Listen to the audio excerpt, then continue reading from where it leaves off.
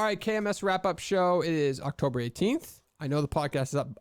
By the way, like random, if VHS, Top Gun VHS tape, or however you spell the handle there, I think I met her in Saco. For some reason, that's like a reliable tweet for me to like just make sure like everything's going okay. You know, you can see it on Apple.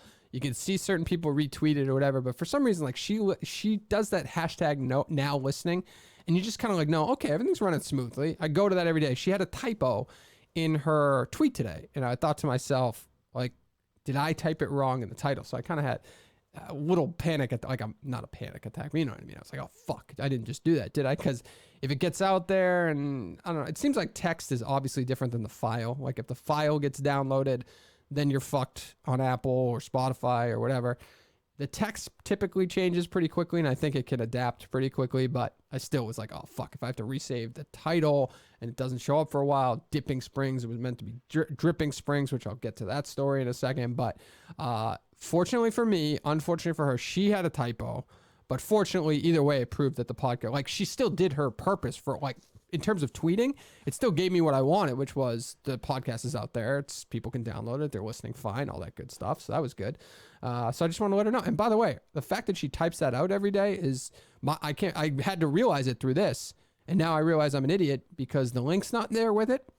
I just always figured she shared it. I figured she shared it from like Stitcher or Podcast Player or something, but typing out the hashtag now listening every day, that's pretty friggin' consistent. I know it's not, maybe it's not online with the, didn't like Breadline Callahan did like I like X more than you, but she does that every fucking show. She does that tweet. I always look for it. So I appreciate that she does it, but just letting you know, I'm not calling you out per se, kind of am, but not in a mean way. But I, you know, one, it gave me the security to know everything was fine, but two, it also proved that at the end of the day, I spelled it right. So that's important to me in that moment. So just letting you know, VHS, Top Gun VHS tape. I love the gifts. I love everything you do. So nice person. I met her in Saco. So, all right, today's show, which was a funny show, the Sochi stuff was funny to me. Mike brought it up because he was watching Jim Nantz on TV, jumps in the car, and all of a sudden Sochi's saying the exact same thing.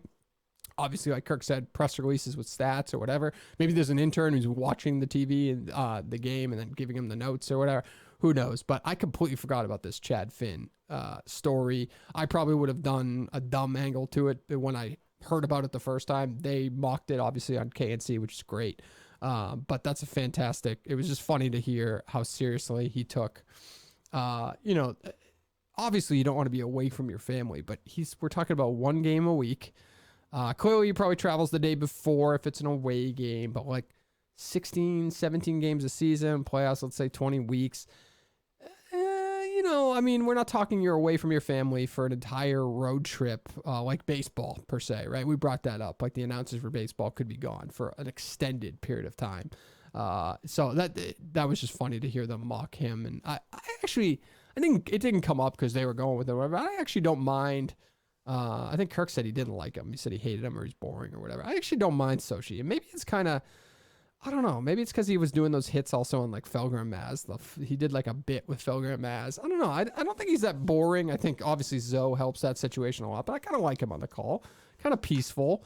I don't know. I used to always get that on road trips back from Vermont visiting the in-laws. I used to listen to the game and catch at least the beginning of it. I don't know why. I kind of like him. I don't know. I know a lot of people who actually try to match like the radio with the television feed, but either way, that was a funny clip from today's show. The other thing that happened on today is we found basically a new live. So this thing like all married together. Like this thing, basically, I wanted to put kind of like a timetable on when we're going to lock in this Minifan charity golf tournament, right? Because I've gotten like 7 suggestions from Minifans locations, Amish country, whatever, Vermont, a couple in Maine, couple in New York, kind of all over the place. Not that many, so I kind of wanted to give people the last opportunity to do it. And then also, you got to book these things pretty early because they got to get their course ready for the season, whatever. I don't know. Kirk thought I was being dramatic, I think, about that. But I've heard that from a couple people. Like, you got to plan those pretty early. I've never planned a golf event that early. So either way, we said we'd stop it in terms of suggestions November 1st, but then it segued into combining it with the main mini golf tour. So it looks like it's just going to be on us to find a course, intertwine it with the main mini golf tour. So if anybody knows anything or courses around that area that think would be a good fit, let us know. I'm going to be doing my research on my end, but we're going to kind of combine all those efforts. Now, just by divine intervention, we find out about it's because of the Made Mini Golf's Facebook page. We find out that the International Mini Golf Summit is going on in Dripping Springs, Texas. So that has now become the next live show, or, like one of the Minifan events. Kirk needs to be playing in it, needs to be a live show there. So we got to plan that bad boy out. I'll call the venue today, see if I can just start the process of getting more information about that event, because I think that definitely will be a show spot or a show kind of travel if you're a big fan, potentially, because I think it's near Austin. But then also, if you're a fan from the Texas area, obviously you got to join us during that. So we'll learn more about the International Mini Golf Summit, because if you go to their website, you find a lot about the venue, which the venue looks great, looks fantastic.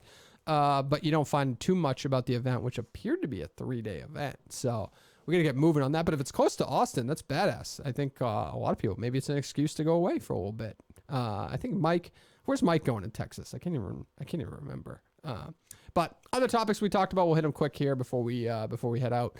I found this article that brought up it was actually a blog post on SB Nation that brought up kind of the Nardini Barstool professional women's hockey thing again, because it must have been leaked that Nardini was trying to buy 3 professional women's hockey teams. And this blogger from SB Nation just brought up, it was almost worse, because it was like, I want an apology for the Professional Hockey League, from the Professional Hockey League, for even talking to Barstool. It wasn't like, the fact they had meetings or talk, whatever. It was like literally, she just wants an apology for fucking considering it. So it went into this whole conversation. We've already kind of done that talk. And then it went into this women's professional sports conversation and stuff like that. So nothing crazy, but we also got a call from Trump today, by the way. So that's probably the highlight for me, because Donald Trump, President Trump called in, was fucking hysterical as always. So it was good to hear Trump, because actually, was that Friday? It was an imposter Trump. I know they mentioned it at the start of their call or something, but there was imposter Trump that Kirk kind of smoked out very quickly. The other call that was pretty good was that book suggestion. It was good just because it was funny, but she recommended a book that was like no shit. It was like a French author that there's no shit. I mean, I don't know what Kirk. I hear him talk about books. I hear him talk about movies. It didn't strike me that was a genre that he was reading or consuming a lot.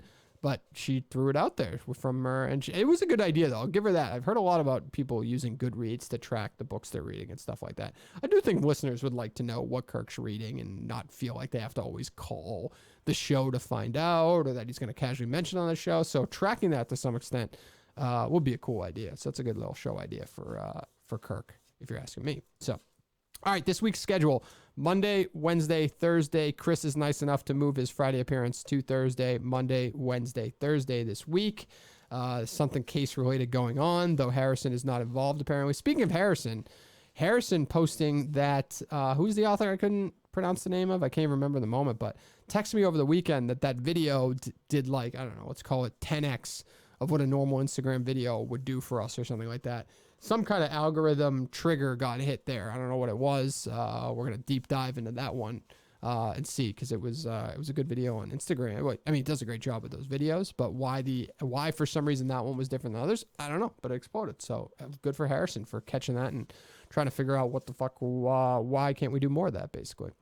I don't think I mentioned it, but I'm looking forward to it. If they watch, they all know by now, but the 4 winners of the calls, WEI thing, studio and the lunch, it's all set November 19th. So they'll be in studio here with me in this room, which will hopefully be clean. I'll get some seating for them and stuff like that. And then we'll go to lunch together. So that'll be a good time. 3 of which are traveling a pretty decent size distance. It just works out with Thanksgiving. With actually Quantum Week came up because somebody is traveling because they want to go to the Quantum Week show. So that's awesome. So it all just kind of worked out timing wise. So that's November 19th. We'll look forward to that. All right. So this is the KMS Wrap Up Show. We will be back on Wednesday with Mike. Monday, Wednesday, Thursday this week, I remind you. And that's that. We'll talk to you then.